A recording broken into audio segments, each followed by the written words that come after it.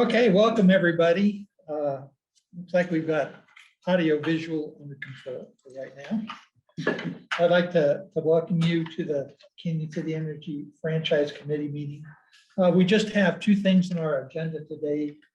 We have a presentation by Reg Rudolph from San Isabel Electric Association, followed by one from Jeff Avier from CORE.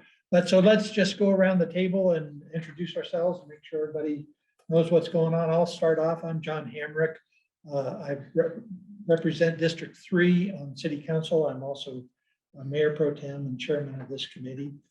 I'm Ryan Stevens. I'm the City Administrator. I'm Mandy Lesher, Community Relations Officer with CORE. Pam Fierstein, Chief Operating Officer of the board. Reg Rudolph, CEO of San Isabel Electric. Steve Andrews, Black Hills customer, member of the public. Jeff Bodier, CEO of CORE. I am Dee Dee Jones. I'm CFO for CORE. Doug Cohen, citizen. Brendan Smith, City Council at Large. Emily Tracy, I'm a candidate for City Council, unopposed, and I founded Canyon City's Energy Future in January of 2018. I'm Carol Dunn. I'm a Canyon City resident, and I've been working with Emily on Canyon City's Energy Future since its inception in 2018. Rick Harmon, Economic Development. Kirk Suther, I'm a member of the committee. And just to let you know I did send both of your organizations the committee charter, our enabling ordinance, and the questions that we're trying to answer as a committee. And we, for your information, we had last 2 weeks ago, we had a presentation from Gabe Dusenberry, who was the author of the PUC's rate study that they did to determine if Black Hills rates were higher, where they were in relation to others in the state. We also had Paul Erickson here from Sangre de Cristo, who spoke to us. What we've done is we've reserved about an hour for each of your presentations. We generally would like to do about 30 minutes of presentation, maybe 15 minutes of Q&A. And then if the committee wants to discuss, then we have 15 minutes left over for a committee discussion. But we're flexible on that, and however it works will be fine.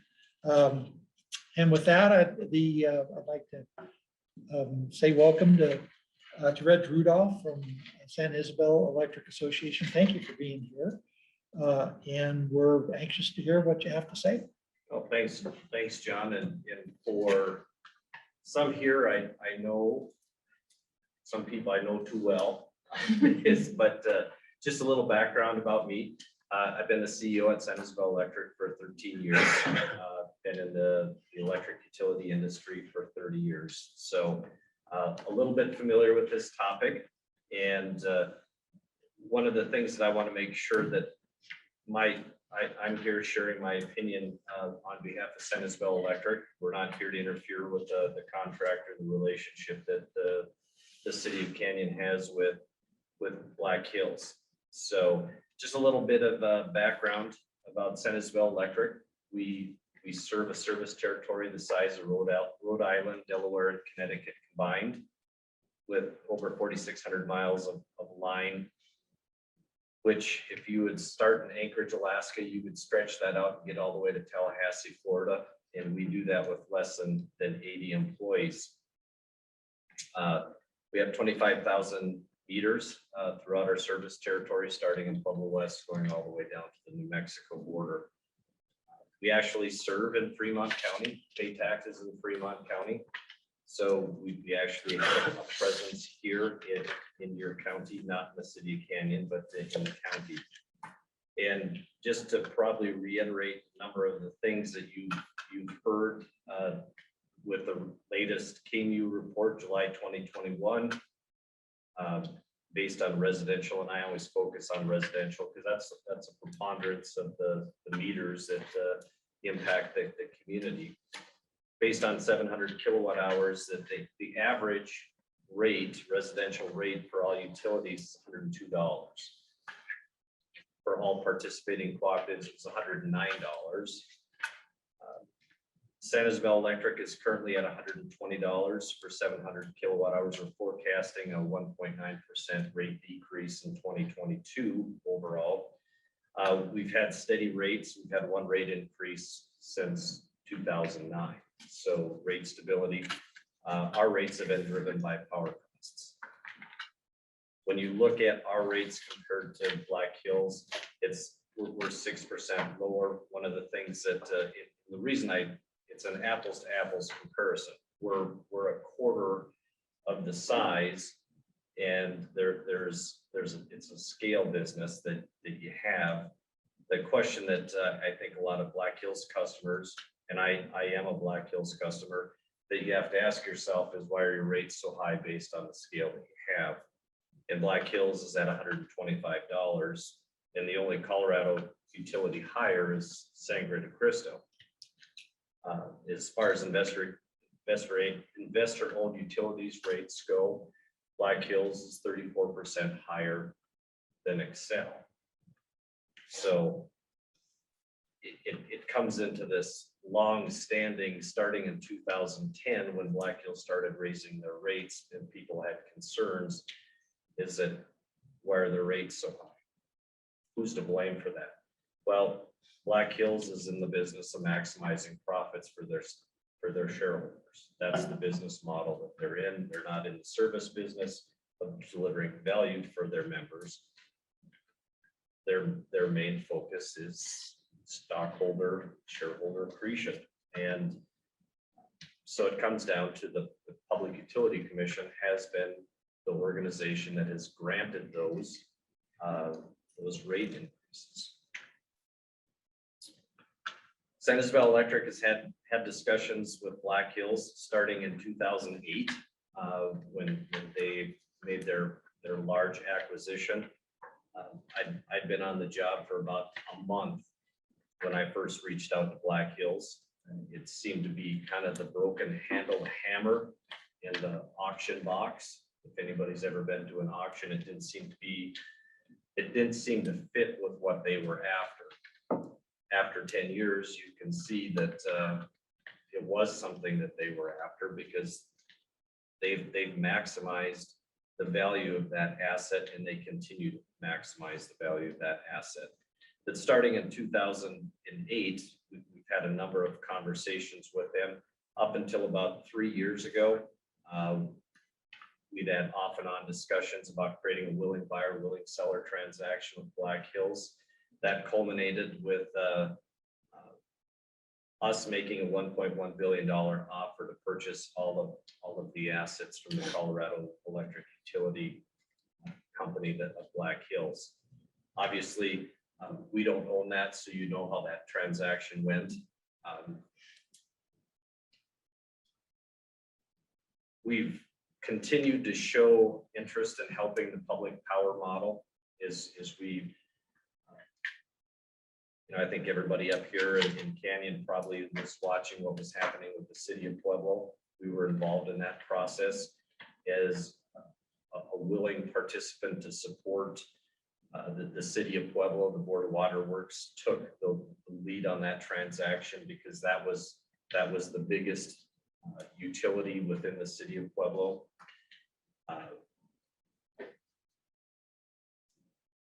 And we were willing to be the operator on behalf of the city of Pueblo and the Board of Water Works. That was the role that we were willing to play.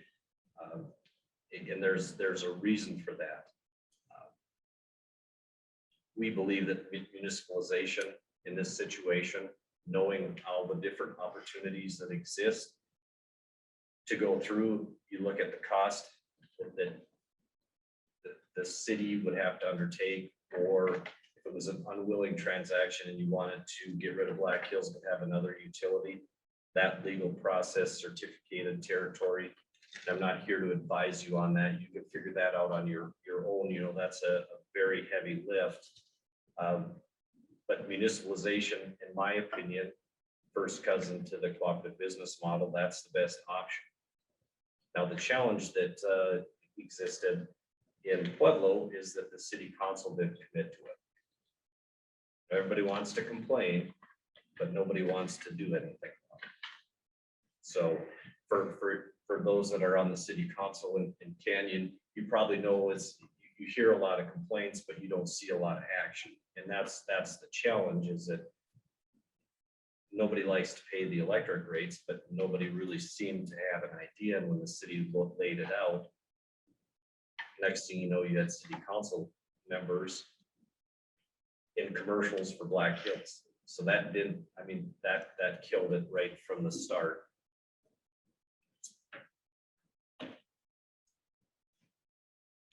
So probably, John, how long has it been? Maybe 3-4 years ago since we had some pretty active discussions. Yes.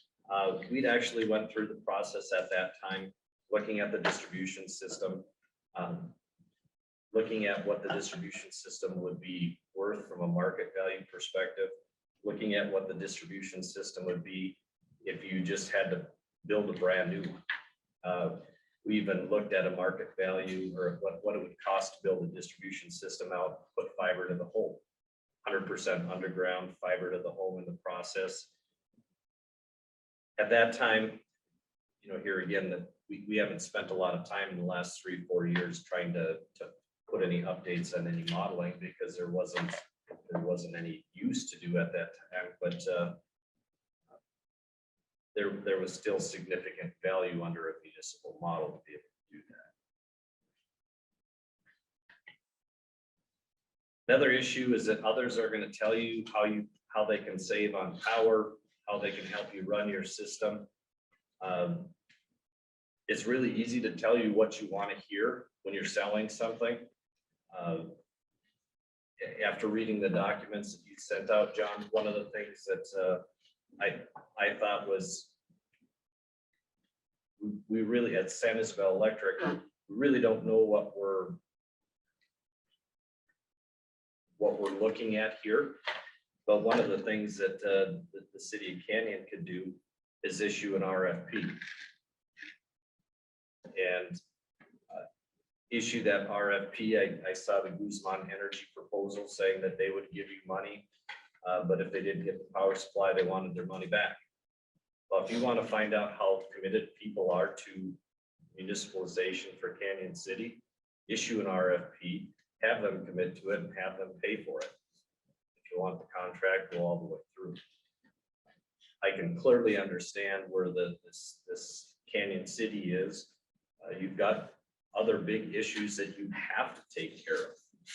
Is this something that you want to take on? You know, that becomes the issue, is how committed are your partners going to be when things get rough? Are they going to carry you through the process? And I see John just came in, so get your pen out, John. All right. Is unless you're committed to taking this through, your best bet is to hold Black Hills accountable and spend your money at the PUC. And Black Hills is the incumbent utility, certificated territories, and municipalization will take years and cost millions. And it's really hard to see that money going out the door without having a strong probability of success and knowing what the outcome is going to be, and when the benefit will start to roll back to those people that are paying for it in the process. The rate of return model in the utility industry is outdated and inefficient. I've said this in front of the legislature in testimony. There is a constant desire for increased costs, no incentive for driving value. That's the fundamental difference between public power and investor-owned utilities. Public power is the best. Otherwise, you would have private water, sewer, streets, and schools. Your rates are higher than any municipal, which leads you to believe that a municipal model could bring value, but it's going to take time and cost money. You're not there now. How are you going to get there? So it really comes down to the question that the city and the city residents need to answer, is that, do you have the commitment to see this through? And what does that commitment look like? And you can rely on others, but at the end of the day, it really comes down to the commitment that the city needs to make because it's your city and your residents. It's not third-party vendors like San Isabel Electric saying, you can do X, Y, and Z, and we're here to help you until things get tough or it starts to cost money. So that's, here again, we've been involved in this process with Canyon City for several years. We know what you're up against. We've had conversations and worked under the willing transaction side of Black Hills. Black Hills wants to be your incumbent utility. To me, at this particular point, the best recommendation would be, how can you hold Black Hills accountable? What do you want as a city? And what does that look like? So with that, that's end of my prepared comments. Not here to sell you anything. I'm just trying to give you a dose of reality. And we appreciate that. And we appreciate your willingness to talk to us. And with that, we have any committee members that have any questions they'd like to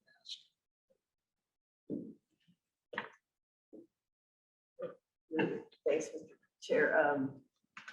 I don't know how much more you can say, but is there more you can say about your REA experience with what went on in Pueblo and the work you did there? More lessons learned or anything else to address? We've looked at this situation from day one, saying a transaction is not going to come together. Nothing is going to change without a willing buyer and a willing seller.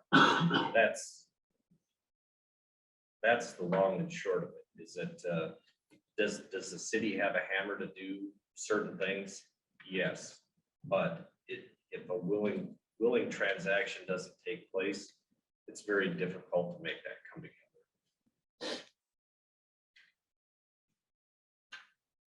You know, another aspect, Emily, is that we've modeled this 14 different ways. The cooperative business model, the municipal business model, public power in general, could definitely drive more value than you can under the investor-owned utility model. Bottom line, scope and scale. The rates for Black Hills should not be 34% higher than Excel. Should they be higher than Excel? Possibly, because they're a smaller utility. But should there be more value? Yes. Has there been investments made? Natural gas plants, etc. Yes. Is there more renewables coming? Yes. Should that drive the average cost of power down more than what's proposed? Yes. But that's for the customers of Black Hills and the Canyon Cities and the Pueblos of the world to take up with the PUC. Could I just have a follow-up to that? Unless things have changed since the rate study was published at the beginning of February, Black Hills is 34% higher than the statewide average, 47% higher than Excel. And that it took a little math on one of the charts in there. They don't explicitly say that in there. That's what it looks like. Are you building in franchise fees, sales tax, things like that? I'm just referring to the numbers in the rate study. So, I don't know. No, I wanted to ask too, if just from your perspective, if we know the landscape, the legal landscape in Colorado is pretty complex, way beyond what I know. And it's very difficult for any part of the state to make a change. You know, whether they like how they're being served or not, it's pretty difficult for all kinds of reasons, the way service territories are awarded and all of those kinds of things. I wondered if SIEA has any thoughts that you could share about changes in state law that you would see as being beneficial to communities or to anyone. Well, certificated territory has been a foundation of the electric utility model. I mean, San Isabel Electric has 25,000 meters and we've had to invest close to $250 million to serve our members.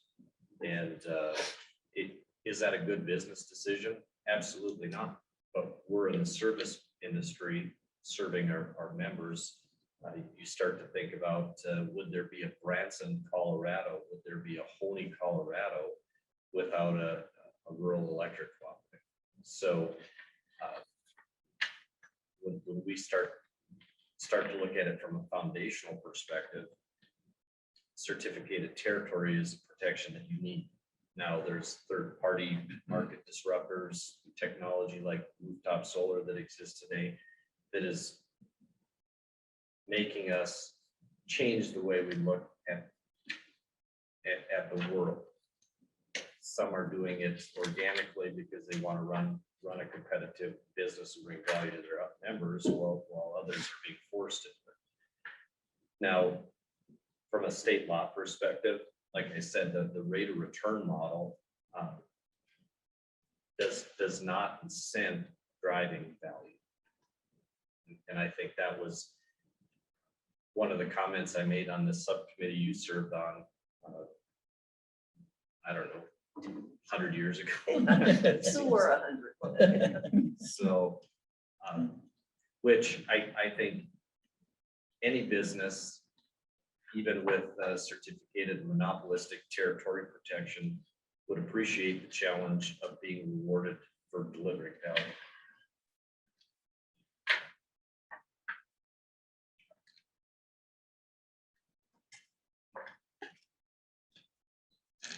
One of the things that Paul Erickson from Sangre de Cristo told us is that the, he talked to us a little bit about the philosophy of being an electric association and what, of course, they have their own unique challenge with serving mainly mountain communities. And especially having what he called the McMansions, meaning the snowbirds that perhaps came here during the summer and then left for the winter, or vice versa. But he said a lot of those houses, a significant number of their meters are empty for parts of the year. And he said that creates created a difference in that lower income people were bearing system costs created by people that just had an empty house for part of the year and were not using a whole lot of electricity. And he said that from their perspective, excuse me, that the way to address that was to have a higher service fee rather than higher rates. And that was kind of what they were using as a business model, if I understood that correctly. In other words, even though your house may sit empty, you're paying a pretty hefty service rate, whatever your usage of electricity was. And he said that was, even though it seems counterintuitive, it was his point that it worked out, that in the end, it was actually cheaper for the lower income users of electricity than a different model, just a rate-based model. Do you have any thoughts about that, or? I would never agree publicly with Paul Erickson. We're actually changing, we're what we call modernizing our rate structure, John, to that point, is that we're raising our access charge 75%, but we're reducing our energy charge equally, and then a little bit more. The grid of the future is going to be democratized. I mean, we know that we have rooftop solar, we've got other battery storage technologies coming. There's a number of different things that are happening with technology that are giving end use consumers control of what they use for electricity. Energy efficiency and conservation isn't something that was just relevant in the late 70s and early 80s. And it's we have a company within San Isabel Electric called Empower, and we're promoting beneficial electrification, fuel switching from propane and natural gas, insulation, windows, including financing solar and battery storage, because we know that that's what our members want. And the moral of the story is we've invested nearly $250 million. Our members need to be they need to pay for those fixed costs. Not as bad as Sangre de Cristo, but San Isabel Electric has nearly 1,000 members that are use literally nothing 10, 11 months out of the year. That's just a function of, in the utility business, cost causers need to be the cost payers. And because we're a not-for-profit business model, and a municipal would be in the same situation, is that you put your costs in the right buckets, and that's the most equitable way to distribute how people pay their rates. So I think what the term that I use is that the democratization of the grid is going to drive up that fixed charge. We just, Colorado Municipal League just held a conference last week, and there was one particular session put on by the county and city of Denver and the state of Colorado, where they were talking about building codes. And that is, there's two main thrusts there. Number one, they're the electrification and grid stability features that you can build into new houses are going to be mandatory here pretty quick. And what that means, it sounds nice, but electrification means, as Reg said, the moving away from natural gas or propane to all electric. That's going to be, according to the city and county of Denver and the state, it's going to be mandatory here pretty quick in building codes. That if you adopt those codes, you have to follow those. And the other thing, grid stability, which sounds good also, but what grid stability means is that the individual consumers have to install the equipment to allow an electric utility to turn off an air conditioner, turn off a water heater, something like that. So essentially, it allows an electric utility to shed load during high load times that otherwise they have to have standby assets to generation capabilities to cover. And so it was pretty interesting to hear that coming from those people. As far as the building code, with the exception of the mandating electrification, I think the building code is where it is. But when you look at, we've done some studies within our service territory, which our service territory would be very comparable. The number one problem that we have for economic development is housing. And when you look at the housing stock and the quality of that housing stock, there hasn't been a significant build out in rural Colorado in 40 years. And then you start to look at what was the code then, what is it, how insulated 40-year-old windows. I mean, how are we going to grow? You start to think, is it all electric rates? No. I mean, there's other issues that go on. That there's this whole ecosystem that we need to balance. And as far as what you're talking about, John, is that we believe, whether it be Canyon City or San Isabel service territory, is that our distribution system is a big battery. In the legislature has mandated and pushed through an environmental portfolio that it's like, okay, so there are going to be grid stability, there are going to be reliability issues going forward, beneficial electrification, EVs are all going to drive what that future looks like. Now, am I optimistic that us as utilities are going to be able to address it? Yes, as long as the legislature doesn't keep helping us. So You really have high hopes. well, they're running out of things. We'll just put it that way. I would just add a quick comment to that, and I know I've said this many times before, that whether it's building electrification in the future or electrification of transportation, of course, is another area of big discussion. But if we do, as a state or at whatever level, if we do go toward that, then the cost to the residents and the businesses is that much more important.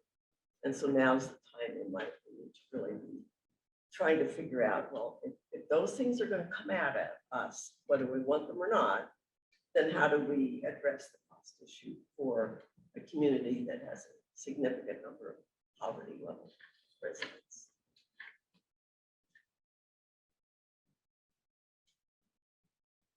That was a statement, not a question, correct? Right. Okay. Yeah. I think I could invent the fourth dimension before answering that question at this particular point. Okay. Any other questions? So we do have community members here, and as time allows, we allow them to jump in with questions, comments. Stevie, you'd like to say something? Sure. And yes, I'm not a member of the committee. Reg, can you comment on on what would have happened to your rates under sort of 3 scenarios? And this is sort of a ballpark question. What would have happened if you had made that deal with Black Hills to rates in terms of their entire service territory?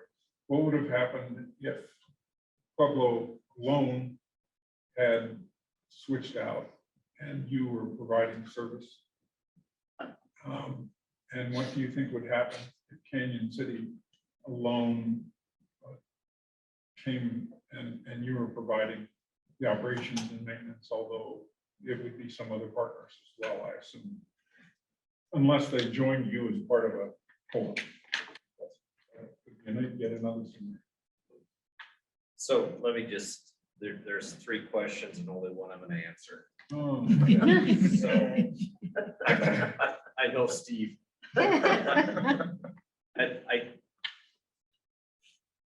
The role that we thought we could play 3-4 years ago would be the operator of the system, whether it would be just running the distribution system, procuring, and when I talk about with Canyon City, is it here again, probability of success revolves around it being a municipal, not if you have to go through going from an investor-owned utility to another, the probability of success is so low that it wouldn't be worth our effort to fight that fight with it. I mean, the bottom line is that when we were going through the process, trying to create a willing buyer, willing seller transaction with Black Hills, I'm not sure there was any amount of money. I know there was a certain amount of money, but Black Hills has a desire to hold this asset. So they're going to have a desire to protect the asset, even though the city has an opportunity to use municipal powers. That's where the probability of success ends. If you want to go to the next iteration. So to answer the question, do we know how to run a utility? Yes, I've done it for 30 years. I don't need any more practice. It's as simple as that. Could we run it for the city? Yes. I mean, we have assets.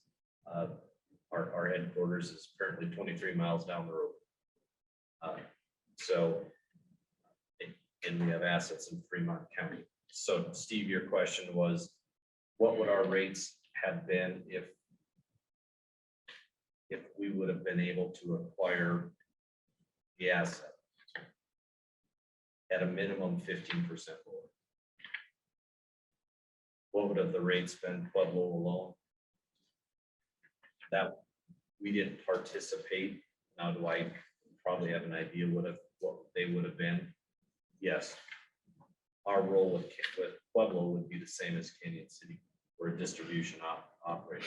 That's what we've done for 83, 84 years, is run a distribution system. Canyon City just depends on what option you would take. If you would try to acquire the assets or you just rebuild a brand new system, and what your power supply would be. There would be value there. So I only answered the first one.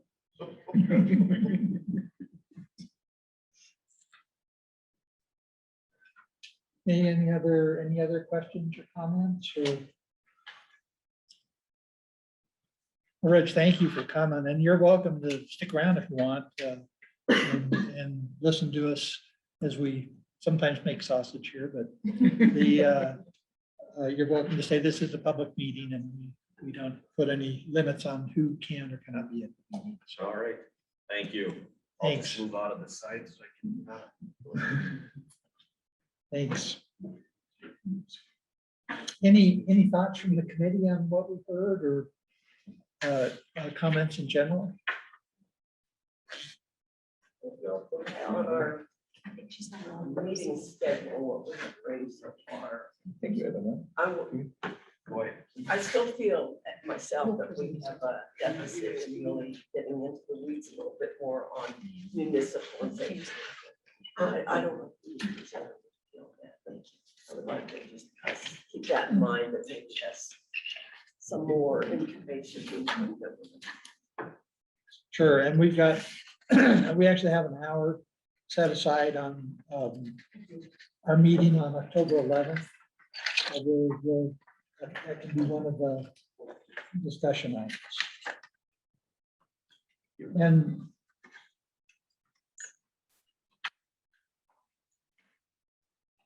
it could be that the answer is so down in the legal weeds that it's something that's unknown and perhaps unknowable.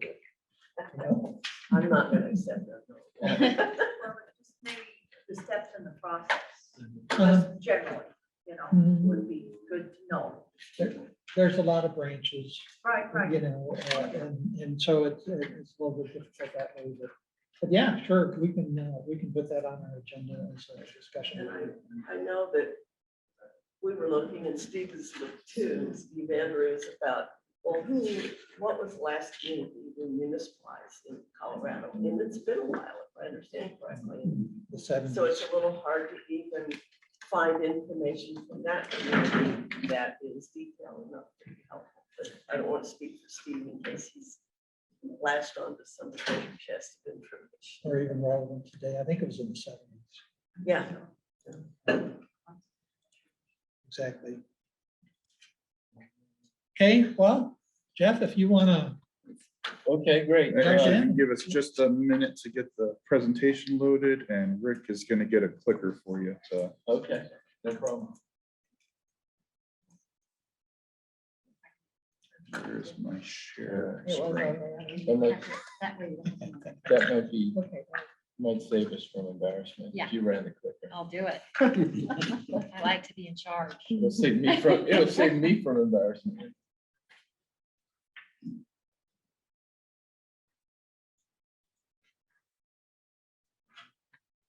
The share screen button go.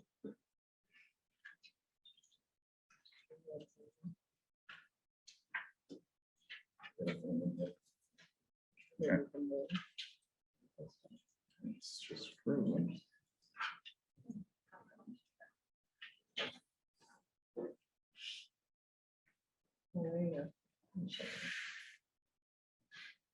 That's the presentation. I'm not sharing it to Zoom.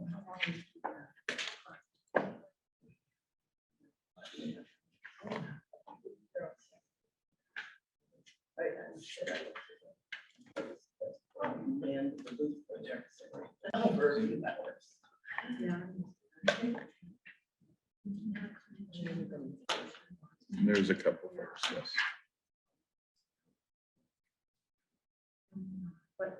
Make sure that Al is not being blocked on. So they can see. Yeah. Staffs. Typed up and left. You know, now. You thought, but hold on.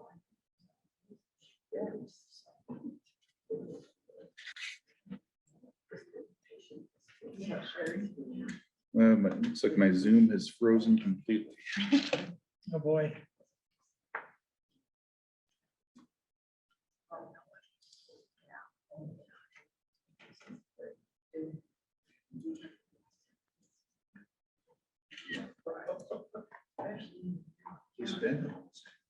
I know. Yeah, What do we sure.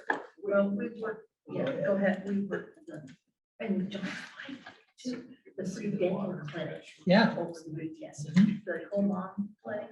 around Mission Press. It was amazing. All the load out. Technology is great when it works.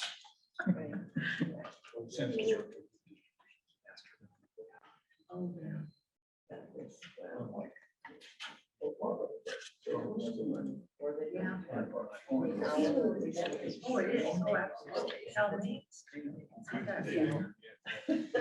I don't know that we can control where it Hundreds of looks. thou- I mean, probably over $100,000 in my house, because I had surgery, crown.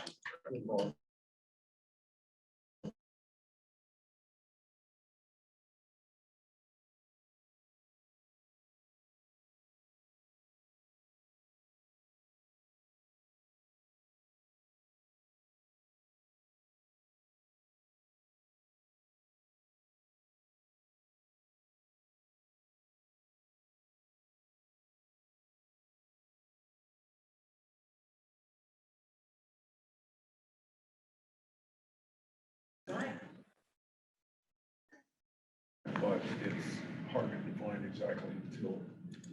Remember who's escorting the ice cream? We took care of it. Okay, here we go. It's not, Rose.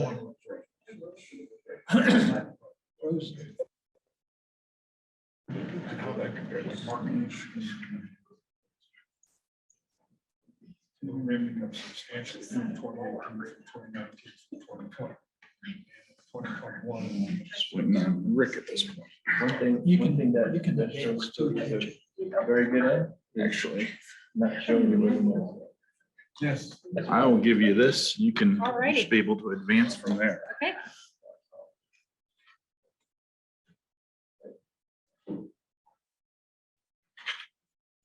All right, I think it's gonna work.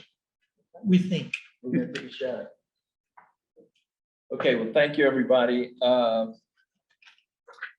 So again, my name's Jeff Bodier. We really appreciate the chance to be here today. I'm the CEO of what's now called Core Electric Cooperative, and we'll tell you a little bit about that as well. I recently, I'm actually a recent introduction to the company in Colorado. I came here about 7 months ago from Louisiana.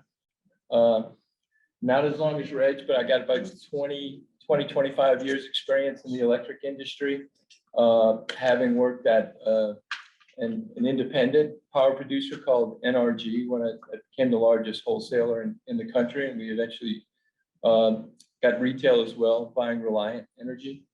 I was with an investor-owned utility in Louisiana, about the size of Black Hills, known as CLECO, about 250,000 meters.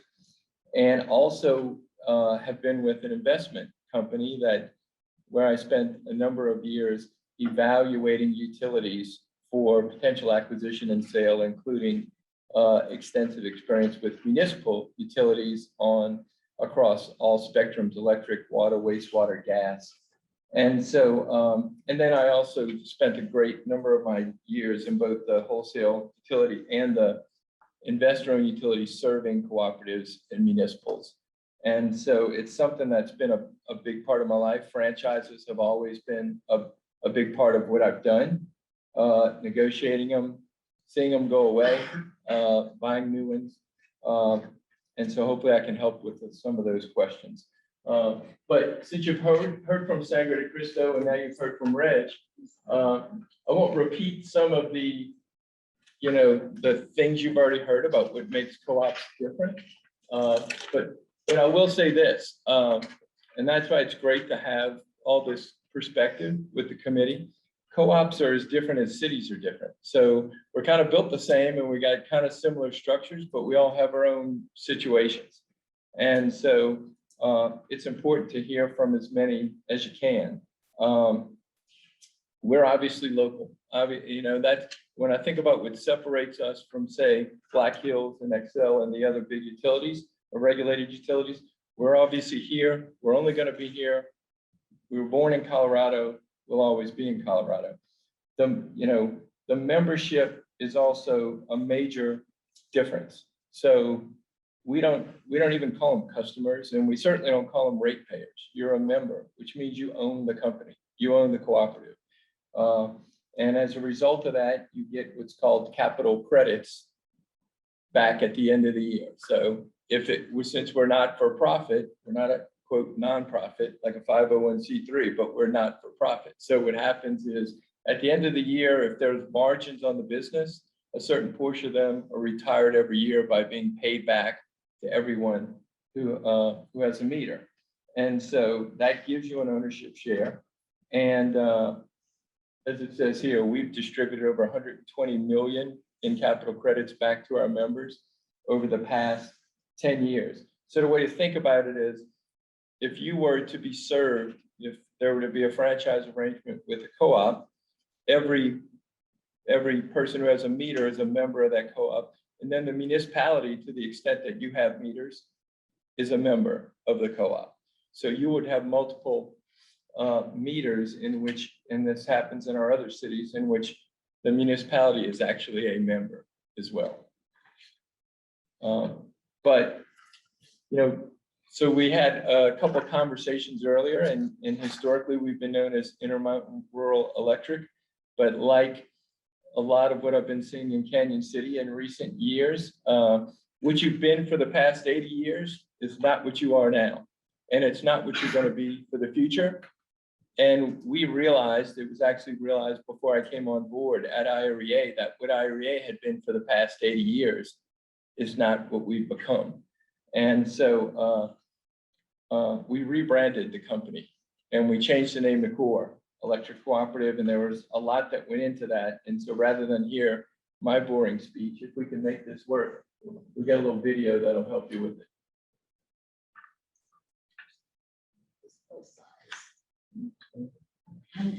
Now it's a little. We probably got no sound. Video on or sound on. So There's no sound. it won't work if we don't have sound.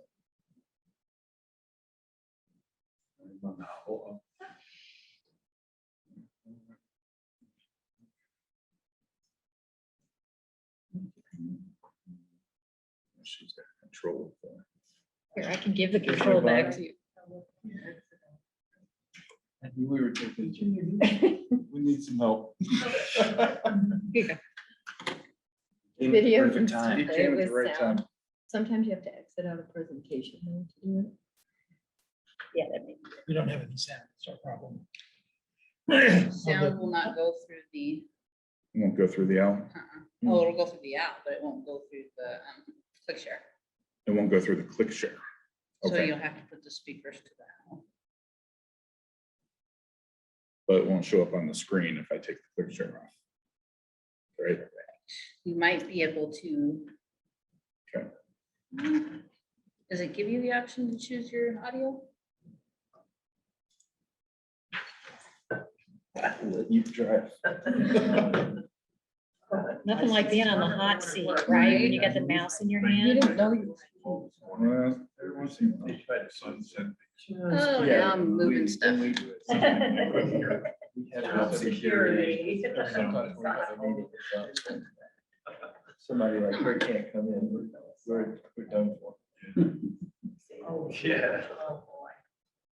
Okay, well, now I can get it to get off the full screen. It's not loving us. Oh, there it went for a second.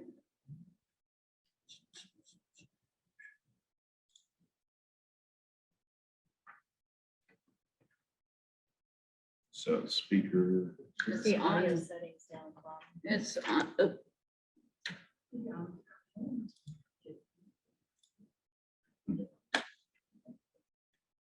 well, it's on the owl. The owl turned up. No big red light on the bottom. So that- So if you take it on a presentation, people are not. Yeah, they won't be able to. Anyone outside won't see it. Yeah. You're in a catch. All right. That's all right. It's a great presentation. It is on YouTube. Great. And we'll send you a link to it. And Yeah. so, so basically, what we talk about in there is, we've literally grown, from a very small cooperative, started in Bailey with 8 people to what is now the 3rd largest utility in Colorado. So behind Colorado Springs, it's Excel Colorado Springs, then us. Why don't you go to the demographic slide? So 170,000 meters covering 5,000 square miles, and those meters cover over 300,000 members. And, serving 11 counties. If you want to talk about it by load, we just set a new peak a couple months back at 640 megawatts. And we currently have 12 franchises. So you see the cities on the right. And the thing that, when you look at our service territory, knowing the state, you can see that, what we're really proud about is we really represent the diversity of every type of demographic. We have Castle Rock and Centennial and Aurora, which are growing at, astronomical paces and represent some of the wealthiest counties in the United States, to, Larkspur and Woodland Park and the mountain communities in Conifer that we serve that are faced with a completely different set of scenarios that we have to address. And then, the plains and the empty spaces over in Bennett that are also a totally different, geographic makeup, but also facing entirely different economic situations. And so we see it all, but that's part of what makes, I think, makes our team so unique in the ability to sort of cover so much different ground. Jeff, So- is it okay if we ask questions? Absolutely. anything. Okay, if you go back, yeah. So my question is, are there any large cities in your service area that don't have franchises? That don't have, you mean that are municipal utilities? Well, I'm not sure what I'm asking. No, the answer to that would really be no, except if you want to, Colorado Springs, which is, so if you're there's 3 different types. You can be municipalized, as Reg talked about, in which case there is no franchise, the city serves it. Effectively, all other certificated areas that are served by a utility, that right to run your municipal utility has been granted. That's what a franchise is. It basically says, I take my rights and I give them to somebody through a license or a franchise to serve that territory. So really, Colorado Springs, are there any other municipal utilities in the state of Colorado? I don't believe so. So as Reg was, Yeah. so for, Boulder, like, Boulder, Yeah. there's 22 municipals. And so, but within our service territory, there are none that wouldn't be covered by either us, Excel. So the territory is really what defines it. So they wouldn't be in our territory, so to speak. Yeah. Okay, thank you. And so go back. And so one of the questions, some of the questions come about the different models, and that's exactly what Reg talked about. The way investor-owned utilities are set up, and one of the things that's a little bit deceiving is that what you normally see is the operating company. You see the OpCo. And so Black Hills, Colorado is different than Black Hills, Wyoming, Excel, Colorado, PSCo. Excel is in Minnesota. That's the holding company. So the holding company is what the shareholders invest in. And then the corporate holding company has all these utilities. They could have them all over the place. And so, I mean, I was with a utility that went from California to New York, one central company, and I ran what was called the South Central Group. And so when you look at Black Hills, you're looking at the utility operating company. And as Reg said, the way they work is, I'll say it slightly differently than him, and it'll be interesting. I'll have a couple different slants on things. They don't necessarily want to maximize margins, because then they get in trouble. What they want to do is guarantee margin. The reason why an investor-owned utility is one of the best investments you can make is because they're guaranteed to make their profit. And so Black Hills went to the Public Service Commission, Xcel went to the Public Utilities Commission, and they said, we need 9, 8, 11% ROE, return on equity, which means for all of our capital investment, you will guarantee us that we get that money. So investors love that. So if they say they're going to build a plant and the plant is going to cost $800 million, and then they blow the budget and the plant costs $1.2 billion, they get that much more profit. Okay, as he said, they're incentivized to spend money. And if they don't build their rate base, which is what that multiplier goes to, they don't make more profit. So in order for a regulated utility to hold their margins, they have to spend at least as much money as they spent before. And that's what those shareholders expect. So when you hear regulated utilities talk about their customers, you hear them say words like ratepayers, because what they think about is that rate. Usually when you see the CEO or high executives of a regulated utility, they came out of the rates part of the company, because that's where the money's made. And so you may look at the shareholders, investors, and if that utility company is making 9%, the corporate, they could be making 15%, because they may have loaned money down. And they may be taking a margin on the loans they made down. Or if that ROE is based on the equity, if their debt was cheap, then they're making profit on the debt too. It's what we call double leveraging or back leverage. They actually borrow the money that they put down as equity. So the profits are much more at the corporate holding company. The municipal utility, and here's, having spent a bunch of time there as well, I'll disagree with Reg in the sense that I've looked at a lot of municipal utilities. I've looked at acquiring them. I've serviced them. I've analyzed them extensively. I don't think they're the best way to serve.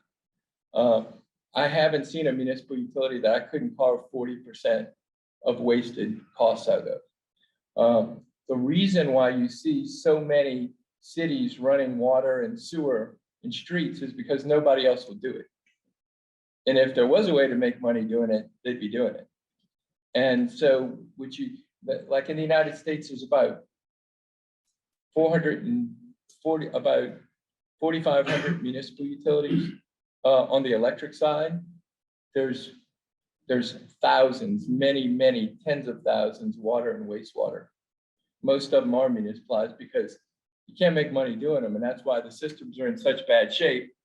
And in order to truly understand a municipal utility, you have to look at the books. You have to climb into them. Sometimes they consolidate water, wastewater, gas, and sewer. There's a lot of subsidization going on. So in other words, sometimes the electric utility that's making money is moving money over to the water company. They usually always operate off of what is known as an ILOT structure, or an in lieu of tax, or what we call a transfer payment. So in other words, Colorado Springs makes some payment every year to the general fund. There's tons of different ways that those are structured, but they effectively they'll provide a certain amount of payment to the city every year. And so in a municipal utility, it's kind of like a department of the city. It's just like your water, or whatever you're providing municipally.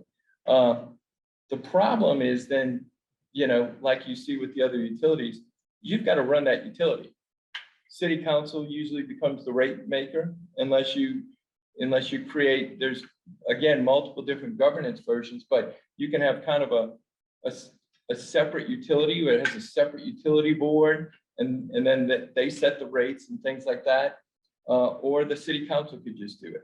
But you basically have to run that utility, the commercial aspects of that utility. You've got to borrow the money for the capital investment.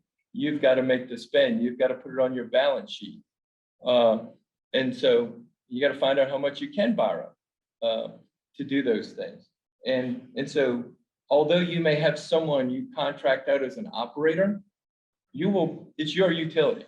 It's a city property, you own it, and you're responsible for it. You're responsible for the environmental components of it. You're responsible for NERC and CERC compliance. You can contract those things out, but you're still fundamentally, it's your utility.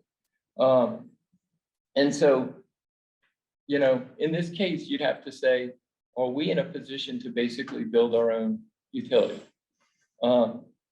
I do think that ultimately you may need to use municipalization as a pathway towards a new franchise, or you may need to use municipalization as a threat, because to be honest, Black Hills ain't coming to the table willingly. They're not. They have no reason to. They're making a fortune. And you need to create leverage to force them to the table. They'll never come willingly. And you need to create leverage with the PUC to force them to come to the table. And the only way you can do that is to show we have a better option. We have a better option. Now, he's right, it's hard. It is hard. But any way you go at this point is hard. Okay, there's not going to be an easy way. I will say, though, that you have something that I've never seen happen ever in 20 years of my life.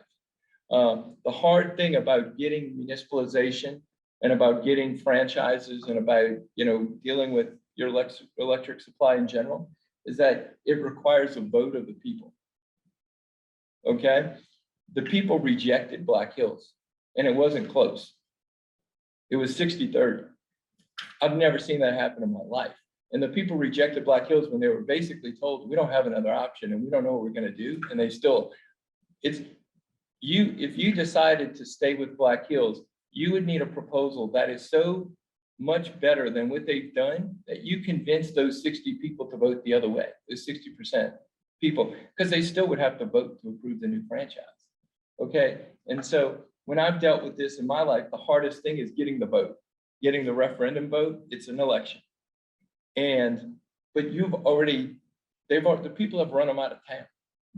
And so you got to get them back in. And they would have to be willing to negotiate that much. So what they're going to do is they're going to say, I got your certificate, I got this. You don't have any choice. You can't go anywhere. And if they ultimately win that story, then it's never going to change. It's never going to get any better because they've won. They're going to spend their time pushing politicians and pushing the PUC and pushing legislatures to just convince you to stick with what you got, because that's where they put their money.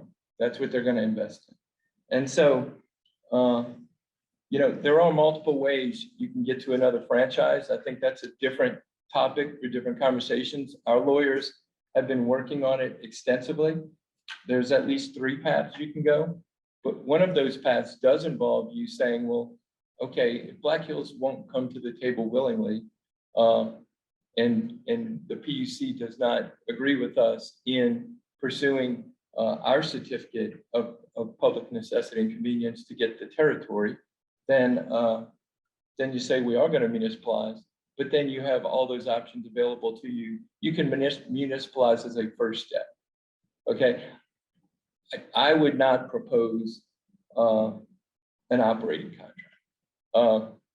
We would not necessarily, you know, if that were our only option, we would talk about it, but we do not think that is the best route for you. We prefer to have members that own the co-op and that have all the rights of that membership, as opposed to just being a contract service provider. You may be getting to this, or maybe it's going back to the previous slide, but in the history with IREA, now Core Electric, what has that process been when I assume you have actually added territory from time to time? So say a little bit about what that process is when you add service territory. So generally speaking, at this point, I don't believe Colorado has any what's called uncertificated areas. So in some places, like the certificates to serve that area have not been granted. And so it's kind of an open thing. People can go for it. In Colorado, every square inch is covered by a utility at some point. And if it's not a municipal, then there's a certificate there allowing another utility to serve it. And then what'll happen is in certain instances, utilities may reach an agreement to either exchange or modify their certificated areas. And that's why, there is, as Red says, you need a willing participant. You need something to make them willing to. And so, for example, at one point in time, and it makes me almost throw up every time I hear it, but IREA used to serve Highlands Ranch. Highlands Ranch was us. Going back 285, the territory on the way up to Conifer, it's now blown out. We served part of it, but we served Centennial, we served Aurora, and those areas are now Excel.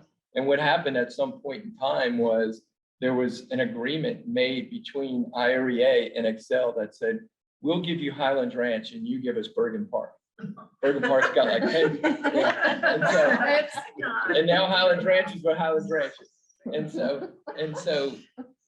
so basically what you have to do is you have to have PUC recognize a modification to your certificate of public necessity and convenience, and the other utility has to either relinquish willingly or lose that territory. And generally what the law says is they can lose it if they're either unwilling or unable to serve. And that's the words that's what the lawyers play with, right? Or they'd say, well, no, we're willing, as long as you're willing to pay $169 and we're able. And what you would say is they're unwilling and they're unable because they won't come to the table and they won't negotiate, they won't give us better rates. And they're unable because 60% of the population just said, no, you're not serving us. And so we do believe they're unwilling and unable to serve you and that they should lose their certificated area for this location. And so that's part of the story that would have to play out. But the worst case in this scenario is that the PUC is sitting there saying, well, gee, I can let these people be served by 40% higher power costs, or I can let them go to this other route. What I refuse to accept and what I don't think the law intends is, and I've also been a lawyer for longer than I was a utility executive. So I've got about 38 years of that. So if the certificated area meant everything, then the franchise would be irrelevant. There'd be no reason for you to have one. And so why sign this piece of paper that has all these rights and obligations if when it ends, they can still do whatever they want? And so the franchise is a contract. And when they made that investment, they knew that they had the potentiality that that contract's going to end in 3, 5, 10 years. And that if they could not renew on favorable terms, they would lose that investment. They're big boys. They got lots of lawyers. They knew what they were doing. And so for them to come in and say, well, gee, if we lose our franchise, then we're going to lose all this investment. Well, then offer a better deal. Okay, but they haven't been willing to do that. And so, and all the investments that they made with the full knowledge that they had a franchise agreement with you guys that had a term. And it also says that when that franchise is over, we get to buy back the system at the value of the system. And so that's the contract they signed. So let me just go back one more time. And then the simplest model, as we mentioned, is the cooperative. There's really only 2 interactions, the members and the co-op. And to the extent that the board of directors is there, the board of directors is elected from the members. So in order to be on the board of a co-op, you have to be a meter within the service territory. And so you're represented by your districts, you're part of the members and owners. And so if the members is the most democratic company in the world, you don't like your board of directors, not only can you get rid of your board, you could run for the board. And that's what happens all the time. And so let me tell you a little bit about our operations. I'm going to ask Pam to do that. Okay, thanks, everyone. Like Jeff said, I'm gonna talk a little bit about operations and engineering for Core Electric. First, I'll start off with our power supply and our power supply mix. Unlike San Isabel and San Diego Cristo, who we talked with, we are one of 4 co-ops that have a requirements contract with Public Service of Colorado, Excel Energy. That contract is set to expire at the end of 2025, and we have given Excel notice that we do not plan to renew that contract and look to go a different route, and be able to self-supply for our members. That being said, at the end of 2020, our resource mix, as you can see up there, is about 35% gas, 35% renewable, and 29% coal. Big portion of that coal is Comanche 3, which I'm sure a lot of you are very aware of. We are a 25 and a 3rd% owner in Comanche. Comanche's future operation is in front of the Public Utilities Commission right now in Excel's ERP, with a proposed plan that would end operations of Comanche in 2040. We do not expect that Comanche will operate past 2040 right now. We are actively looking for resources to fill in our gaps after 2025. But we do have a 13 megawatt solar facility that we put in about 5 years ago. We have another 80 megawatt solar facility that came online in the beginning of this year, Pioneer Solar. We have another 45 megawatts that is anticipated to come online early 2022. To be clear here, those are facilities you own. We have power purchase agreements with, yep, with options to purchase at some later date. I mean, a big reason behind that is we can't take advantage of the tax credits associated with those facilities. So doing a different financial arrangement allows us to keep the costs lower. And then we are also looking at probably adding another 100 megawatts of solar plus battery storage here after 2025. As far as our reliability statistics go, our Sadie, Safety, and Katie, which are the reliability metrics, are very good for the state of Colorado. We're at about 68 minutes of average duration of power outages for our customers, which I would put up against most all utilities in the state. And a big reason for that, we can move on to the next slide, is, well, this will play into this. This is Okay. good. All right. Just a little bit about our engineering. We are growing. The number of people coming to us for power has been increasing at about, from a meter perspective, at about 7%. Our energy is only about 2.5% associated with that growth. And we're setting about 450 meters a month. So primarily residential, small commercial. But if you go to the next slide, that growth has allowed us to do a lot of investments, major investments in our system. So we have about 10,000 miles of distribution line, 300 miles of transmission. That includes 115 kV and 44 kV transmission. And we're investing about $65 million a year just in system improvement projects, transmission, substation, and distribution upgrades. And a lot of that is obviously facilitated by the growth that we're seeing within our service territory. Next slide. And then our maintenance. So this really plays into our reliability indices. This is our wildfire mitigation plan, which, yes, it's for wildfires, because we do serve very high-risk areas in the mountains, but it's also our distribution system improvement maintenance program. Also, it takes all of our maintenance programs and bundles them into a very comprehensive wildfire mitigation plan. And this plan, it really analyzes the risks in our service territory, gives them a risk value rating, so we are strategically spending money in the right areas. It has a system hardening, which are all those construction improvement projects that we talked about, but it also has the transmission, distribution, vegetation management, maintenance, and that's around 8 million a year that we're spending there, 5 million of which is just on vegetation management throughout our system. Workforce training and also member outreach about this plan is also very important. I didn't mention it, but on the CapEx projects, we talked about construction projects. We're also doing a large investment in our fleet and facilities. We've done major improvements at our headquarters. We recently built a new facility in Bennett because we anticipate growth along the I-70 corridor, and it also strategically places us in an area that we think there could be a lot of economic development. And we're working with the town of Bennett and the adjacent counties of Adams and Arapahoe County to do some economic development.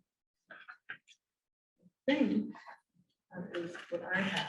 Yeah. And now I'm gonna move on to Dee Dee, who's gonna talk about Yeah. financials. Yeah, so I wanted to give the committee and the citizens here a flavor of just the financial position of the organization. You heard Jeff talk a lot about our service territory, Pam talk about our growth and our membership, but I wanted to just at least give you a snapshot of what we look like financially. So at the end of, and these are audited numbers, you can find more details on our website, but at the end of 2020, our balance sheet was about $1.2 billion. So as Pam mentioned, we've been significantly investing in our system.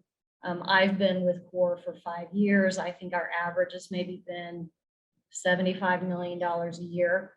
It's my job to make sure I'm getting the best way to finance those expenditures. But as you can see in some of the operating statistics, we have grown our debt to equity ratio in a positive way. So we're continuing to try to find the best opportunities for financing while still paying attention to how levered we are and securing the most attractive investment rates in the market. We are not currently rated by one of the major credit rating agencies. We intend to pursue that. But I can tell you that based upon the current lenders that we have, we're probably a solid A-rated utility, and growth is a very big factor for lenders to secure the best rates for us. We borrowed $75 million in 2020. One of the lowest rates we got was about 232 for 30-year money. So, the size of CORE, the strength of the balance sheet does play into how attractive we can finance investment in the system. So I wanted to point that out. From a revenue perspective, you can see in 2020, we were just shy of $310 million in operating revenues for the utility. So Jeff mentioned capital credits, and what this slide does is basically give you a little bit more detail on how capital credits work. I won't go through every one of those bullet points, but what's important to note is that 100% of the margin that we make annually is allocated back to our members. And we do that in a very systematic approach based upon usage for the member, revenue generated by the member. So it's very formulaic. And then, as Jeff mentioned, those members own that equity until it gets paid out. Currently, CORE is on a 20-year cycle. So we have members who are on the system today, but members who have potentially left the system. But 20 years worth of history right now for capital credit distributions. There are systems throughout the country who are more like a 35 to a 40-year. We think 20 years is pretty reasonable. And I will also say over the last 10 years, we have paid out over $120 million in capital credits. So our board really wants to make sure that we are paying back, I'm not going to call them dividends, but we're paying back the equity to the folks who are investing in the system. It's very important for us. Okay, and then the last thing I thought I would do a comparison. And this bill comparison is based upon currently what our average residential customer usage is, 916 kilowatt hours.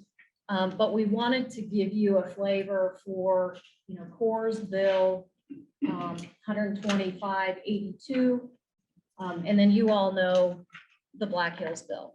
So this, obviously you've got residential customers with more or less usage, and John, to your point, McMansions versus small homes, but This just gives you a little bit of a flavor for a comparison between the two investor-owned utilities in the state.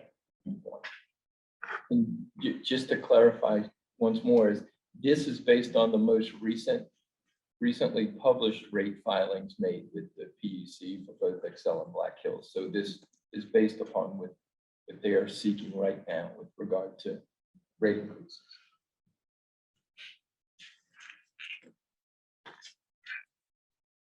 So Mandy's going to talk to you about your member experience. That's the most important part. in That's my right. opinion. That's right. Hold tight. I know we're running tight on time. There's only a few more slides. I do want to introduce myself for anybody that walked in the room. I'm Mandy Lesher. I was actually born and raised in Canyon, and it is great to be back in some capacity. I have a lot of friends still here, and I own a place, as do my parents, and so I have a vested interest in making sure the rates are low as well. But I know also, moving all over the state, that the experience once you are a member is very important. And it's extremely frustrating if you're trying to get a hold of your utility and you can't, or you have a bad experience. And so what these slides are intended to do is to give you an idea of how we perform at CORE. We do compare ourselves to other utilities. We track a lot of things, and we receive a lot of calls. As you can see from that graph, we can average close to over 14,000 a month, and sometimes it can be in the 12s. But regardless, we make sure that we are keeping track with everybody else. Those stats on there, the average queue time and the average speed of answer, very similar. There's just a slight difference, and it's more of a technical thing, so we'll focus on the speed of answer. That's an average of 22 seconds in 2020. A study done by a company called eSource, which looked at about 20 to 25 utilities, large and small, theirs averaged at about 100 seconds. So we are well below that average. And the average handle time is about 6 minutes. That's not something we track on a performance basis for our reps, because we don't want them to hurry off the phone. The reason we track it is if calls start to take longer, we want to know why. Is there something that can make it quicker for the member on the phone? But we are definitely below the average on that. The average is about 616. So we're closer, but we are below average on both of those.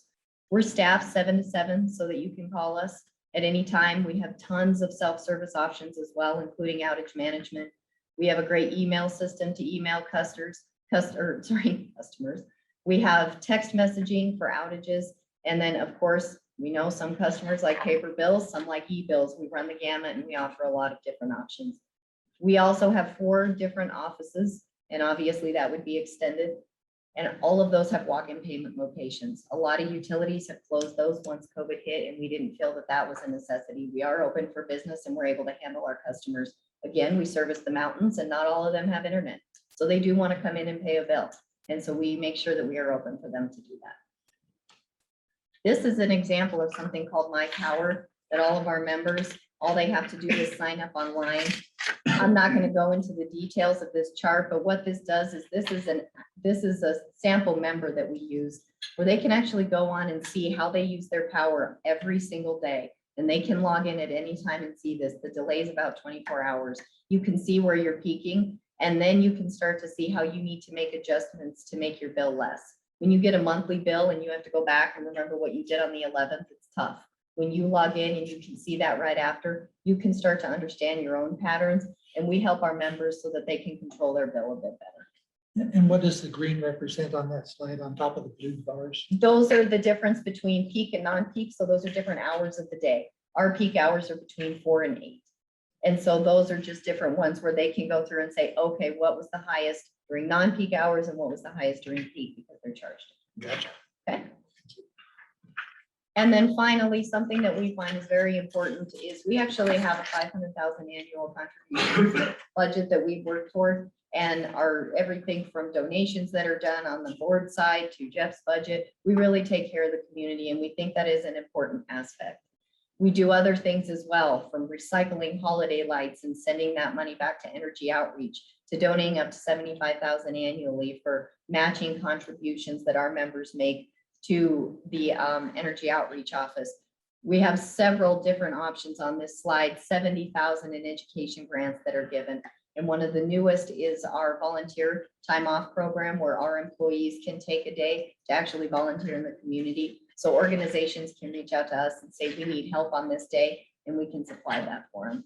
So a big part of what we do is making sure that we are an active member of the community, whether it's the chambers, et cetera. We want to know what our small businesses and our residential customers need, and we try to be as involved as we can be. And we're always looking at new ways to do that. And that's all I have. And so, finally, we do see ourselves like you in many ways because we're at this big inflection point of kind of what's going to happen in the future. And we've seen, a lot of great stories coming out of here about how, Canyon is going to focus itself on being a destination city, and it's going to focus on tourism and people and places. You just got the community development grant from the state, which is great.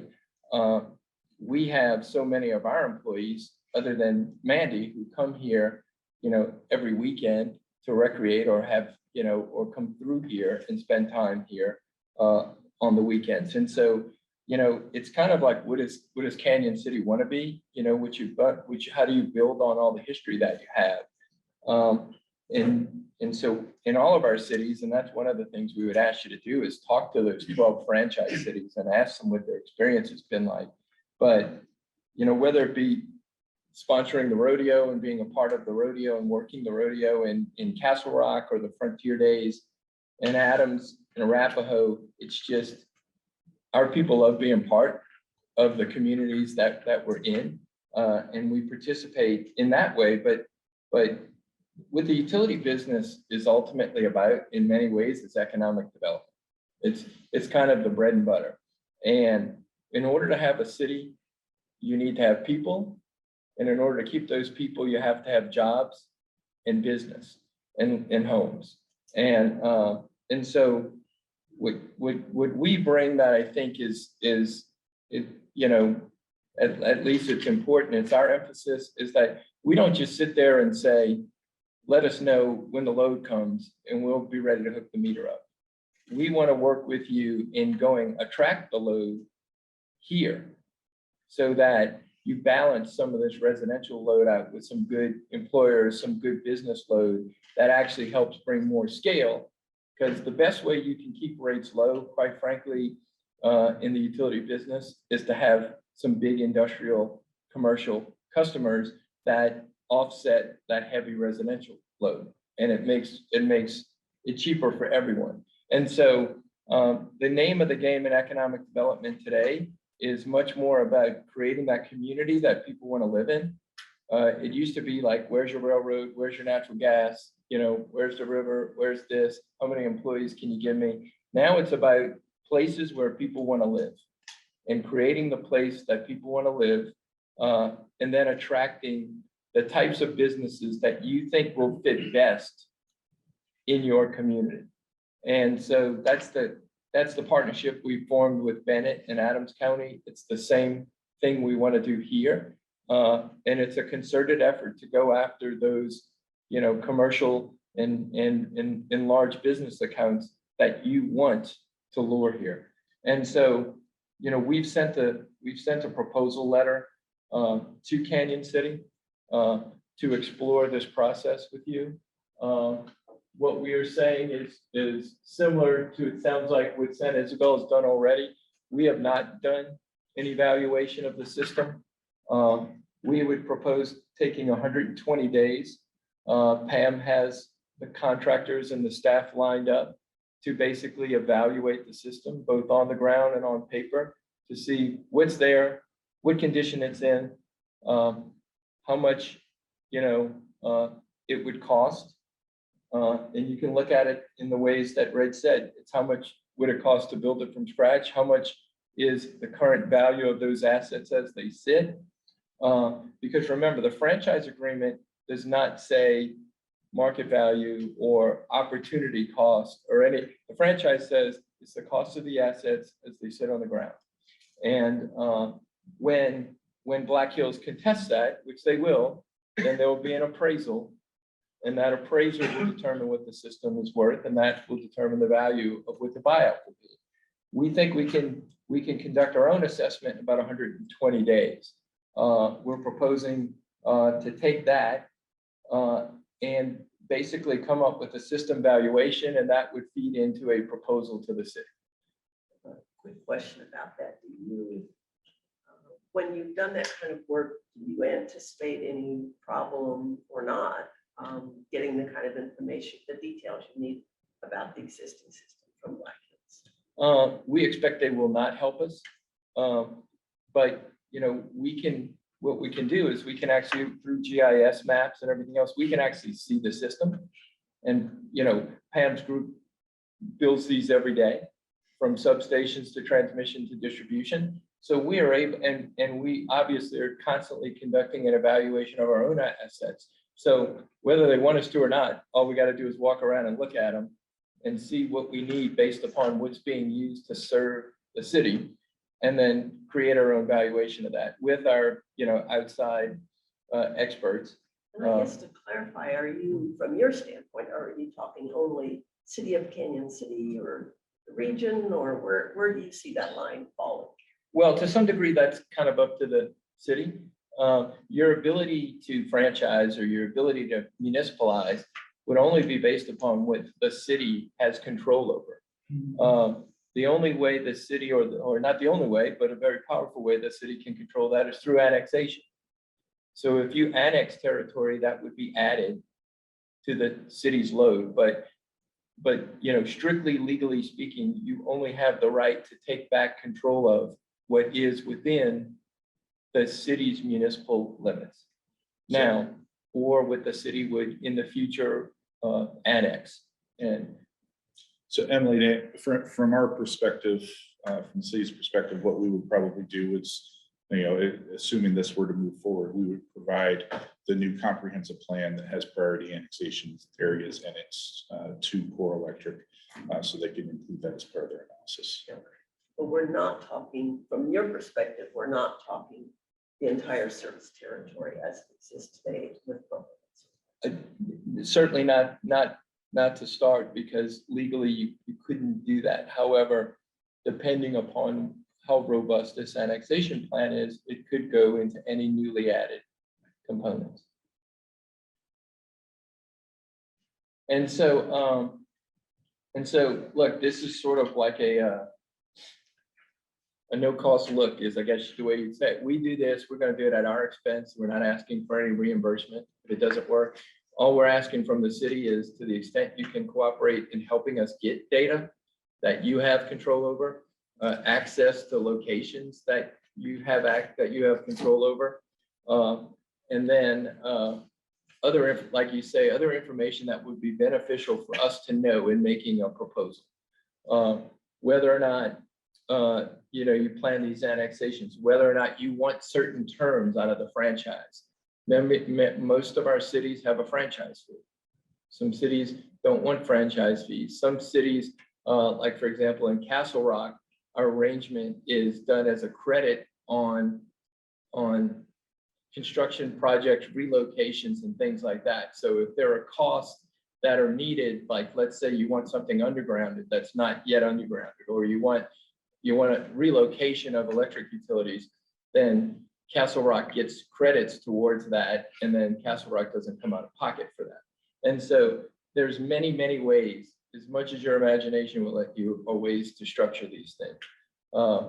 But again, what we think ultimately is in the best long-term interest of Canyon is not to municipalize for the long term. You may need to do that if Black Hills doesn't cooperate. You may need to do that as an interim step towards a new franchise agreement. But to be totally honest, I don't think you're big enough to run at this point in time. The investment and the infrastructure and the governance, all of the aspects that would go into creating your own municipal utility. It's much more efficient for us to add 8,000, 12,000 customers to 170,000 than you start from scratch and putting together a municipal utility. I'm not saying it can't be done. I'm just saying, I don't think that's your best option. And somebody may come to you and say, well, gee, look at Colorado Springs or look at one of these other cities. Our electric utility is is doing fantastic, we're great. And my answer is, how do you know? Because you don't know how good it would be if you were running it through a different system. And I guarantee you, Colorado Springs would be much cheaper if all their citizens would be members of a cooperative. Now, Colorado Springs is also, a massive utility. It's the second biggest utility. So there's a lot of places to spread that money around. And so it's a totally different situation than you'd be faced with if you were trying to municipalize. Couple more questions, if it's okay. Just from the standpoint of CORE, what are your long-range plans for your co-op? It sounds like from what you're saying, you're wanting to grow. You're wanting to add customers, not just within your geographic territory, but beyond, or otherwise you would be here probably talking with us. I'd like to hear a little more about that. And then back on page 6 or slide 6, you show a mix of your energy mix, but I may have missed it, but is there something that shows where you're buying currently, like what percent you buy from PSCo and what percent you buy elsewhere, and how do you anticipate that changing? Obviously, it sounds like it's going to change. It is going to change. So let's say when we think of it in terms of our quote peak load, so we have 650 megawatts of peak load, and we're growing fast. And so it's going to be more than that, right, in the future. So we have conducted our own RFP with regard to our future power supply. As Pam said, Comanche is on its way out. So we're going to be approaching 300 megawatts of solar and solar with battery by the 2026, 2027 timeframe. We have got multiple responses from our existing RFP that could be another combination of either newer natural gas plants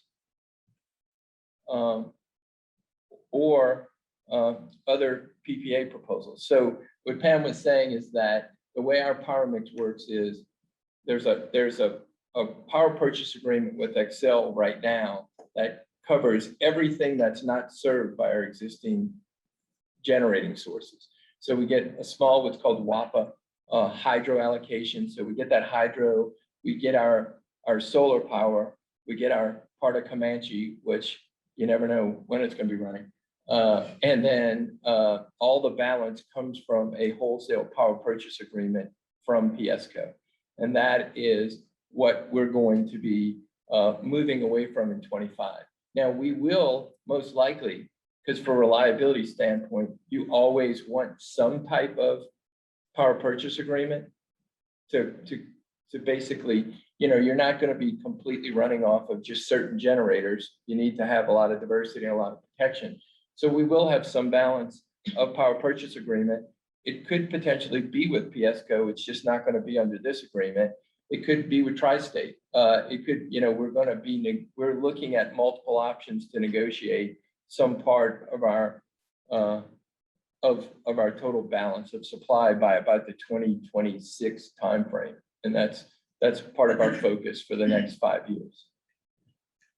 And then just kind of back to my more general question about how CORE views its future. Where do you see yourself in whatever 15, 20 years? Do you see yourselves being the new Xcel in the state, or just wondering what you're. Well, we'll never be Xcel because we don't want to be Xcel. We're much better than them. We're the third biggest electric utility in Colorado, and we're the largest cooperative. But if you look at cooperatives across the country, it changes almost every day. But we're like in the top 15. We're somewhere around 10 to 12, depending on what's happening in other places. The big difference between what's happening with us and what's happening really with utilities across the country is growth. Most utilities are just trying to maintain their revenue levels. Most are on like a negative 1% because with the adoption of rooftop solar, energy efficiencies and all those things, your energy usage is generally going down. So if you're not growing, then you're not increasing revenue every year. We're growing astronomically. If we continue on the pace we're growing, we'll be in the top 5 co-ops in the United States in about 8 years. The biggest in the country is Pedernales in Texas. They're about 300,000 meters. And so we're at about 170, but when you get over like 200,000 meters, you're in very close to the top 5. And we're gonna be there. Just, you know, we've got 8,000 homes in our pipeline right now coming online in our service territory. And we ain't trying. By that, I mean, like, we got no salespeople. Like, now we're putting all that in place in economic development and really pursuing the commercial side of those things. But we're in the areas of Colorado that are growing so fast that just keeping up with the growth is gonna get us where we plan to be. And so we plan to be, we don't gauge ourselves by Xcel. We actually, after Winter Storm Uri, had to go help Xcel get turned back on. In that winter storm in February, we had 4 outages. They were all from trucks hitting transformers. None of them were from, storm-related, tree falls or ice or things like that. We have the premier fire protection program in the state. And so we're going to become the premier utility. And what we say is, although cooperatives, grew out of a rural kind of small town, dynamic that happened many years ago, there's no reason why an electric cooperative is not the best business model for a big city or a major corporation. And so when you're trying to say, okay, I want Amazon to come open a distribution center, do you think they want to pay somebody who's getting 10 to 15% profit, or you think they want to own their utility? And so we can go in and show them we got cheaper costs, we can serve you, and why wouldn't you want to own your electric utility? And so that's what we plan to do. We plan to operate to be the best utility first in the state, and then we'll start working on the whole country. But we're not expanding. When I say that, we're not expanding beyond Colorado, but we measure ourselves against the top performing utilities in the country, and that's what we expect to do. I'll make a quick comment and then I'll be quiet, because others I'm sure have questions, but you bring up really a stark issue, the growth that you're seeing because of where you're located geographically in the 8,000 homes and the growth out east on along I-70 and so forth. Contrast that to this part of the state that struggles, the Pueblo Canyon City area struggles and has struggled for a long time with economic development kinds of things. And, I feel like that this area is right on the edge of a similar explosion, and that cheaper electricity would contribute to that. It's a major component. There is not going to be a major industrial or heavy commercial endeavor that doesn't consider power costs and electrification. So we used to count economic development by jobs, and that's the way the state used to give the money away, right? It's like, how many jobs are you creating? Well, if you think of electrification, you can run a distribution center that's highly electrified. It doesn't create a lot of jobs, or the best electric load is a data center, which is just a building full of computers and air conditions to keep those computers warm. There may not be anybody in there. And so, but what you need to do as a place is, instead of just a shotgun approach and saying, well, gee, when's somebody going to open a Dairy Queen, or when is a Starbucks going to come? You have to say, as a community, this is what we think we're good at. This is what our demographics support. We want to go get that industry. So, for example, Bennett will not put a food processing facility in Bennett because they're too median income. They can't find enough people to work to put 300 people, 1,000 people in a food processing. So they're gonna focus on aerospace and tech and medical and things like that. So the first thing a big employer is gonna say, and he deals with this every day, is, can you get me X number of people to work in this type of business? And can you educate them? And where are their kids gonna go to school? And what's your green space? And et cetera. And so basically you need to become much more offensive than defensive from an economic development standpoint, and say, and then you need to go knock on their door and say, we want you to move to Canyon City because this is what we have to offer. And that's kind of not the way economic development used to be played. You used to just sit there and do the rain dance and hope it just fell out of the sky. It doesn't really happen like And you that get the anymore. strangest things that way, I know. I know. You have to woo, you do. And so, and you got to kind of build the machine that does that. But when you have limited resources, you can lean on people like us. And the other beauty of a co-op is because the regulated utilities, yeah, they have 800 different tariff rates and they have all these incentive rates and everything, but they still have to go to that PUC and say, if I want to give Amazon or, one of our best customers is Lockheed Martin. If they want to take a Lockheed Martin facility and they want to try to undercut us on price, they need to go get that approved with the PUC. We don't. We got 7 board members. In 10 minutes, I can decide what rate we're going to serve that facility at, and you can give that rate to that facility, and we're good for it. And so we don't have that same, a lot of those same, as a municipality, the same thing would happen is you're governed by the city council. You have a process that you're going to have to go through to get whatever it is approved. And that all wrapped, Didi was at Colorado Springs for how long? 5 years. Our new chief administrative officer and our new head of human resources, both were 25-year employees of Colorado Springs. They're coming to us, and the calls keep coming. And part of it is because a municipal utility is a very political animal. It's governed by your election cycle. It's governed by it. And so think about it. You're trying to do projects that normally take, 8, 9, 10 years. And every 4 years, everybody comes up for election. And so every time you try to get something done, the whole council flips over and they go, well, I don't know anything about this project. I'm starting over.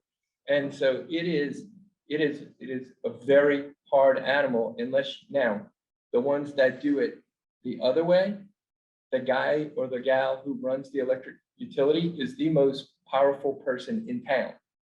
More powerful than the mayor, more powerful than the city council, because they basically have all the jobs, they have all the money, they tell you who's going to get what for utilities. And so those are maybe more efficient if you set up a direct utility council or utility committee. But you go take a look right now and take a look at California, take a look at other places and see how many are trying to unwind their utility committees. We just dealt with this in Fayetteville, North Carolina, is that they realize this utility committee doesn't have to answer to the city council or the mayor at all. They're like, this is our thing, this is us. Get out. And then they're not knowing where the money's going. And so then they're trying to unwind their utility committee. So it is regardless of what people tell you, I can tell you they're very complex structures.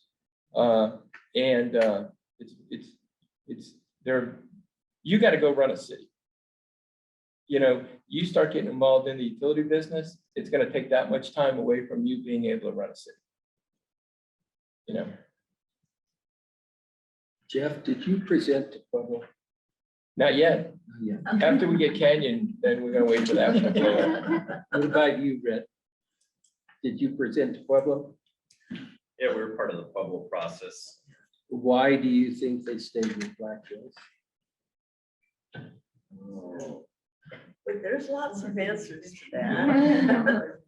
I mean, I What's that? literally did 8 shifts of phone calls into Pueblo during their build up to their election in May of last year. And I'll just say that the advertising and mailing and TV ads and so forth that Black Hills did were very effective. And people would say things to me on the phone that just simply weren't factual, that they had heard in that advertising. And I'm saying all that. I asked Kim the question. Thank you. Yes. I would ask John. I mean, Sure. John works for Black Hills. Why, we were supportive of in a support role for the city of Pueblo, but we were more ancillary to the process. John was engaged directly in it. And so what's the question for me, Rich? I just asked John, I asked Red if he presented to Pueblo and why he thought they stayed with Black Hills. Yeah, I would tell you, having worked for the city for 3 years, the city did not have a high degree of trust. I think that's the reality. I think they know that for a fact. I know that came through with the city's polling. If you look at the criticisms they've had, things like roads and infrastructure are big issues for them, and I think there was credibility issues as well. Thank you. And I will say fair or not, because I worked for the city for 3 years, I thought we did a fairly good job, but the criticism is criticism. Any other questions? I just wanted to dive back into this slide a little bit. Yep. When Which we're, number? last. page 16, Sure. 120-day assessment, data requests, field evaluations, system evaluations. And then there's this little bullet point that says other potential benefits. I was just wondering if you could, is that the economic development It side? could be, yeah, so there's all sorts of different things you could build into your franchise, like whether or not you want a fee, whether or not you want credits, whether you want a certain amount invested in economic development in the city. We've done that before, whether you want a certain amount to go to the city's economic development. Everything, and then it could be if there are parts of the city that need to be developed, that you need help with that. And so at this point in time, again, it's one of the beauties of the co-op is that as long as it makes sense from an economic standpoint, there's anything you roll into that package that you want, because there's going to be a payment. What we're saying is there's going to be a payment associated with the condemnation or the buyout of Excel's system. And that we're gonna pay for that. And so when that payment is made, there's also, any number of incentives that could be wrapped into a proposal that benefit the city as long as they're legal. And so to some degree, it's up to the city, but we could also help, with showing you with things that we've done in other communities. And then what are the killers? Like say we go through the 120-day assessment, all the evaluations. Yep. And you guys decide not worth your time, too many things happening. And as a council member, if we dangle this carrot in front of our voters and then it dies on the vine, how do we answer those questions back to them saying, well, this wasn't going to work? Right. Well, the first way you answer it for them is to say, it didn't cost us anything. They paid for the whole thing. All we did was, give them some access to information in order to make a proposal. The real question is going to be, how do the numbers work out from a perspective of how much is it going to cost to acquire that system? And then how does that translate into what that cost would relate to into the rates of the franchise? The thing here that, gives me a lot of confidence is that the delta is enormous. I mean, the difference between the rates you're paying right now and our average rate is massive. And so there should be plenty of cushion to account for a reasonable acquisition of the system. And, and what you would have to pay in rates. Now,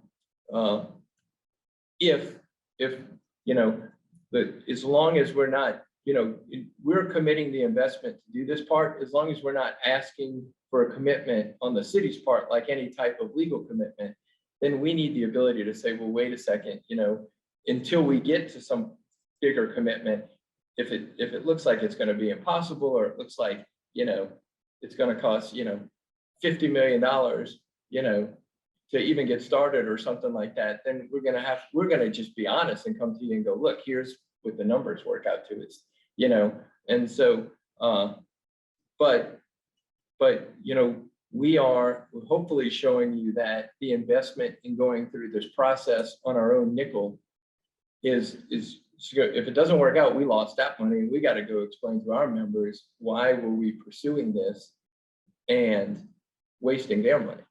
And so, we obviously, they do own the company. And so we need to be accountable to them as well. So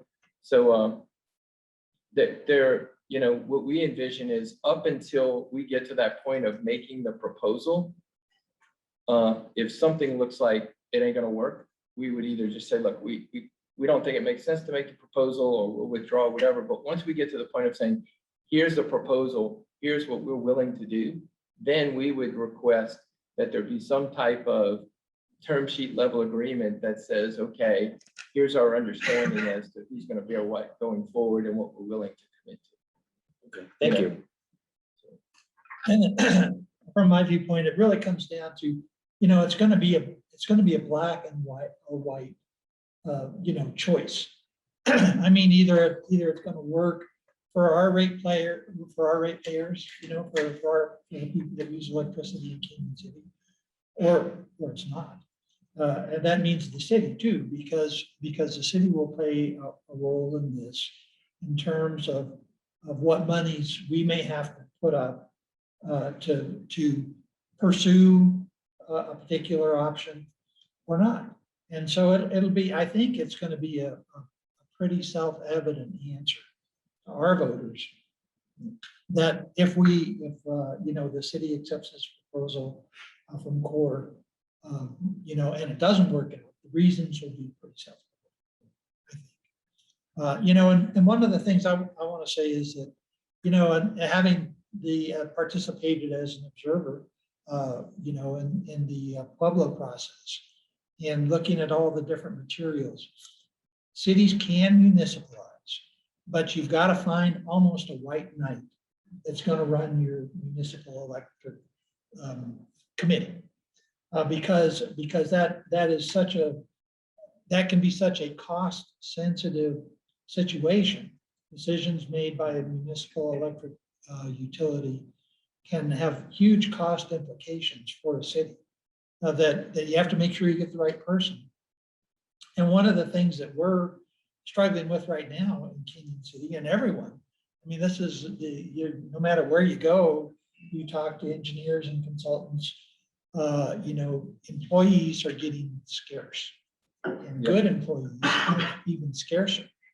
And so jumping into the market right now, trying to find that magic person that can run a utility for us, in my view, is going to be, a huge task.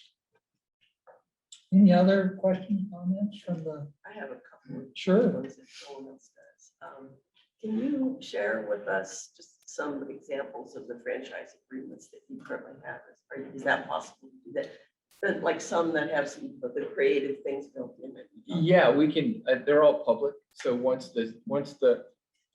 we can get them collected and send them to you guys, but basically once a city approves a franchise, they have to do it by resolution. And then that agreement is put into the public record. So all franchises are public record.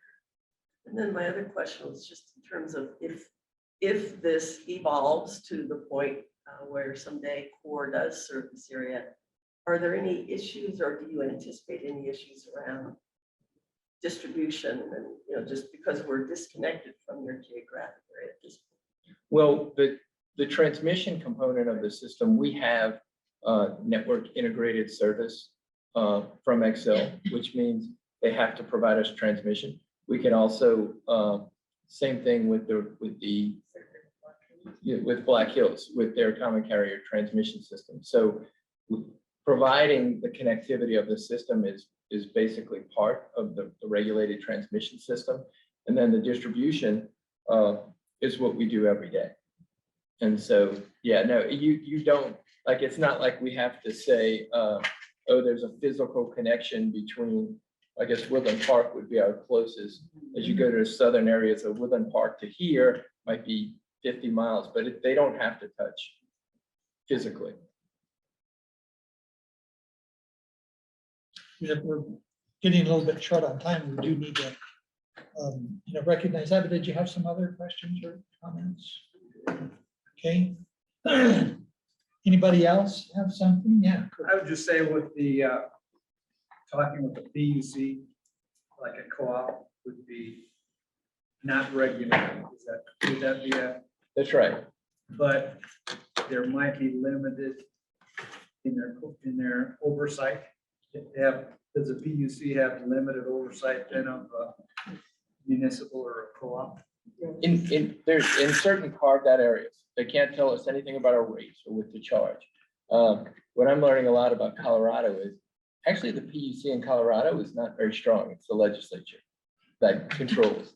And so what you see happening is you see the legislature passing bills that are giving the PUC authority, like in the clean energy plan or efficiency plans are one good example. So while the PUC doesn't regulate us, the state legislature passes the clean energy plan and they go, well, you have to give your plan to the PUC.